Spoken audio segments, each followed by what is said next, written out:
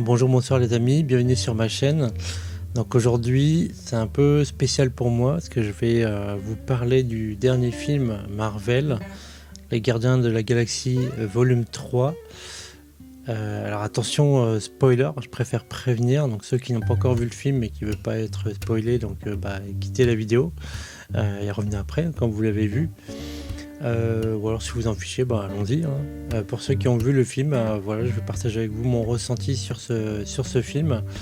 Et en plus, pour moi, ça a une signification particulière par rapport à ce titre. C'est que le film, pour moi, qui m'a vraiment lancé dans la passion du comics, ça a été le premier Gardien de la Galaxie, donc le volume 1 tout simplement. Les films d'avant, les anciens films, enfin les films qui ont précédé les Gardiens de la Galaxie, j'avais beaucoup aimé quand ils étaient sortis, mais ça n'avait pas déclenché chez moi une grande passion pour le MCU. Quand ça sortait, j'allais voir.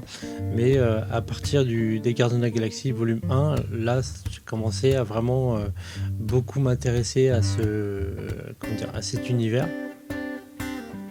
Et c'est là où j'ai pu avoir mes premiers comics par la suite de Marvel. D'ailleurs, le premier titre, on voit ici derrière, donc Les Gardiens de la Galaxie Héritage. Donc c'est le premier comics Marvel que j'ai commencé à lire. C'est avec ça que j'ai commencé tout simplement. Moi, j'y reviendrai là-dessus dans une prochaine vidéo sur comment j'ai commencé les comics. Je pense que ça méritera une vidéo. Donc là on va surtout parler du film.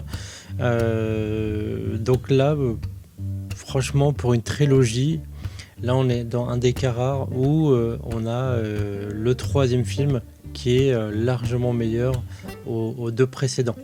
On a eu ça par exemple avec le Retour du Jedi ou la dernière croisade d'Indiana Jones, pour ne citer que. Là honnêtement, c'est du grand art. Là, James Gunn a vraiment signé là un adieu magistral à Marvel. Et ça va mettre une grosse pression au film et au réalisateur suivant pour faire quelque chose d'aussi qualitatif. Les 2h30 pour moi ils ont passé vraiment en un clin d'œil. J'ai pas vu le temps passer. Même les petites longueurs qu'il y a eu une fois de temps, quelques temps, ça a été vraiment anecdotique. J'ai trouvé l'humour très bien dosé. Franchement, James Gunn fait toujours du très bon travail en termes d'humour. Et il arrive toujours à bien doser, à référencer et en même temps à avoir des éléments comiques de situation vraiment bons. Et là encore, il a vraiment poussé beaucoup plus loin son talent. Les scènes d'action sont vraiment bonnes aussi. L'histoire agréable à suivre. Honnêtement, franchement, il faut y aller. Par contre, pour profiter du film, il faut non seulement avoir vu donc les deux précédents volets, normal, mais en même temps, il faut aussi avoir vu Infinity War et Endgame pour une meilleure compréhension, par exemple, de la psyché de Star-Lord. Parce que, par exemple, le spectateur qui va débarquer dans le film et voir Star-Lord complètement à la ramasse et dévasté, il va se dire, moi, pourquoi tout allait bien à la fin du 2. Il a perdu Yondu, mais voilà, il vivait l'amour parfait avec Gamora, et là boum, pourquoi Gamora est morte. Donc là ici, il faut avoir vu Infinity War et Endgame pour comprendre. Dans les personnages qui ont été introduits dans ce nouveau film, on a Adam Warlock. Moi j'aime beaucoup, dans les comics déjà j'aime bien ce personnage, et là en fait la façon dont il a été introduit en personnage immature et à la fois touchant, j'ai bien aimé ce point de vue. Autant dans les comics il y a une pression sur les épaules, sur son côté sauveur, christique, sur l'importance de son existence. Là ici, en fait il vient de naître, c'est un grand garçon mais il vient de naître.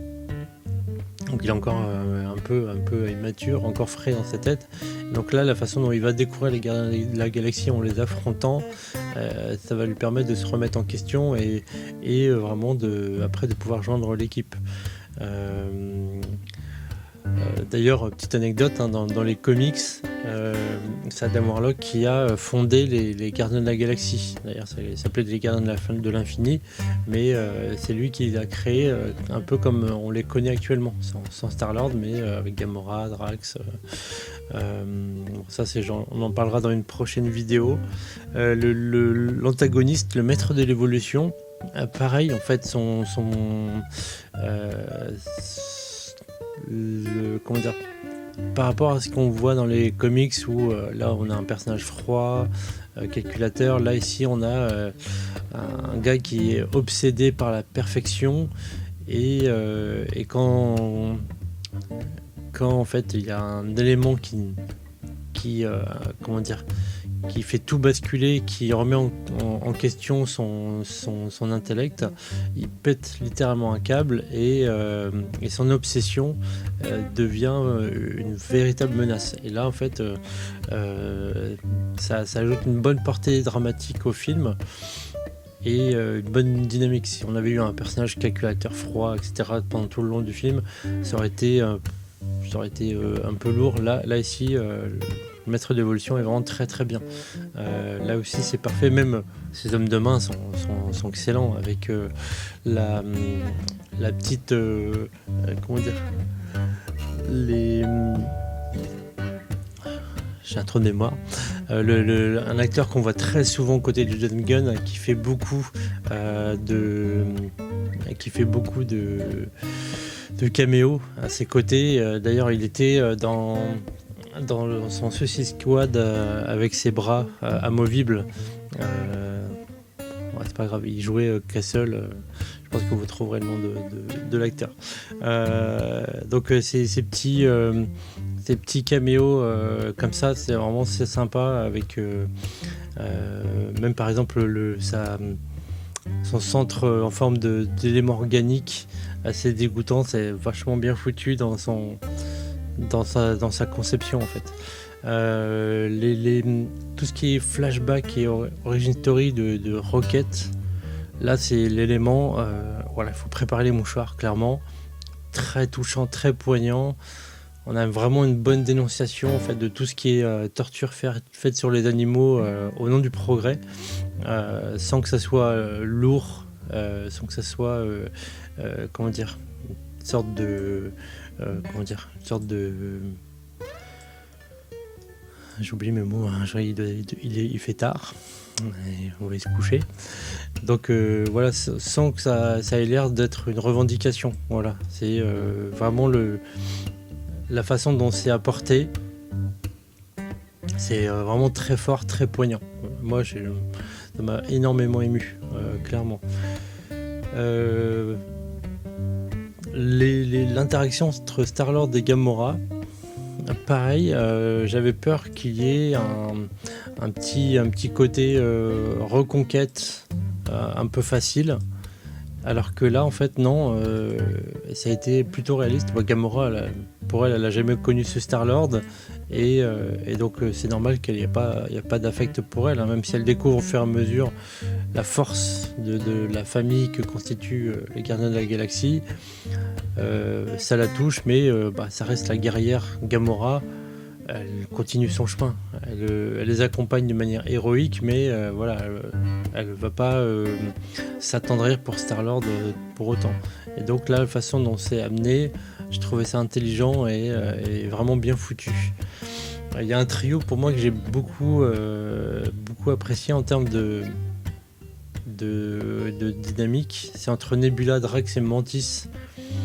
Et là en fait dans le film on sent que leur rôle dans Gardiens de la Galaxie vraiment arrive leur rôle arrive à leur apogée.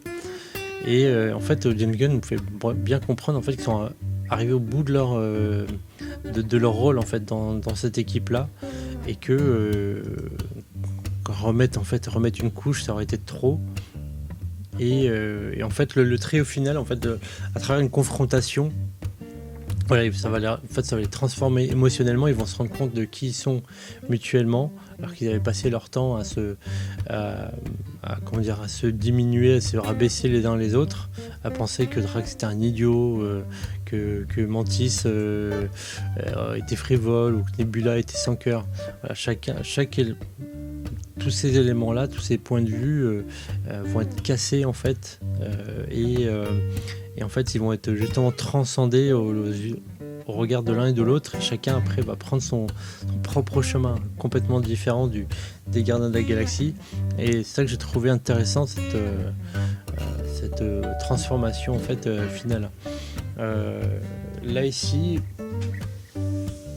moi personnellement, en tant que fan de Gardiens de la Galaxie, il y a quelques ajouts que j'ai trouvé bien, que j'aurais trouvé dommage que ça n'y soit pas, même si c'est un petit détail. Par exemple, l'ajout de Cosmo à l'équipe, même si Cosmo est un peu en dehors de la dynamique de l'histoire, elle est là plutôt comme un peu comme petite cerise sur le McDo.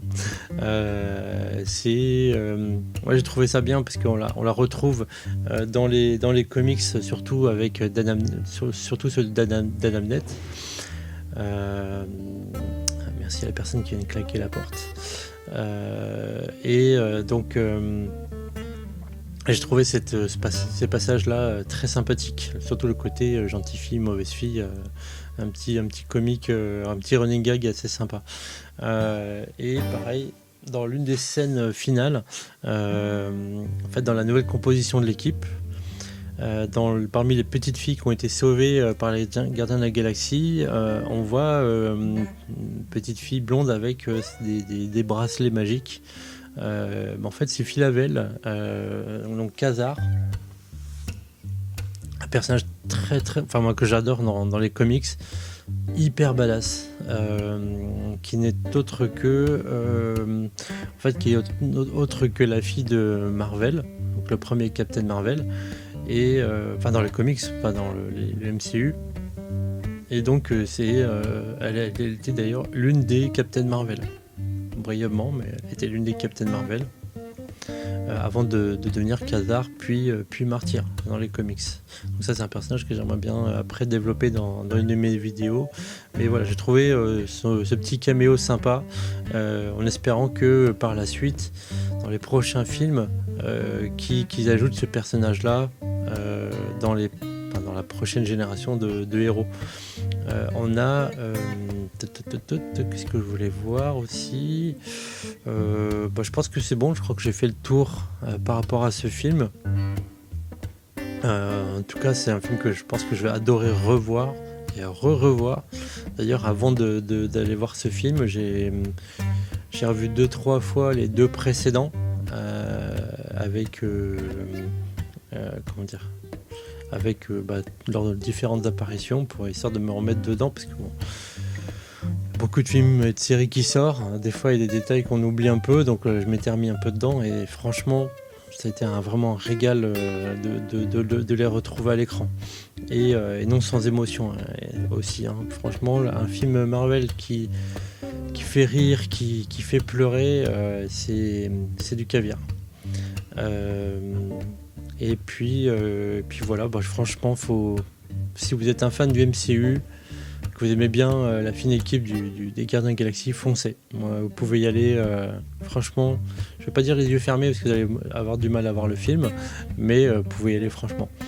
Voilà, j'espère que ma vidéo critique vous a plu.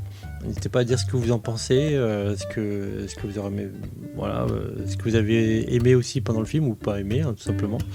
Et n'hésitez pas à mettre un petit pouce bleu sur la vidéo, parce qu'ailleurs ça pourrait faire mal. Abonnez-vous aussi, ça va beaucoup m'aider dans mon travail. Et puis à la prochaine, ciao.